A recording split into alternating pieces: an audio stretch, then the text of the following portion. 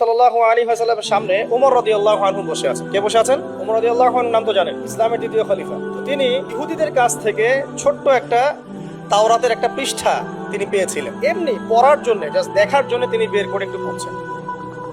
তিনি কি তাওরাতের প্রতি ইমানদার, মানে তাওরাতকে কোরআনের উপর অগ্রাধিকার দেওয়ার মানুষ? না, তিনি জাস্ট এমনি কৌতূহল বশত দেখছেন। দেখে নবীজিকে বলছেন যে তাওরাতে কিছু সুন্দর কথা আছে ইয়া রাসূলুল্লাহ। এই কথা বা এই স্টেটমেন্ট শোনার সাথে সাথে নবী সাল্লাল্লাহু আলাইহি ওয়াসাল্লামের চোখ মুখ রাগে লাল হয়ে গেল। হাদিসটা মিশকাতে আছে। রাগে লাল হয়ে নবী সাল্লাল্লাহু আলাইহি ওয়াসাল্লাম বলছেন যে ইয়া ওমর, হে ওমর, তুমি আমার সামনে তাওরাত পড়ছো? জেনে রাখো, লাউ কানা মূসা হাইয়ান, যদি মূসা আলাইহিস সালাম এখন জীবিত থাকতো। তাওরাত কার উপর নাজিল হয়েছে?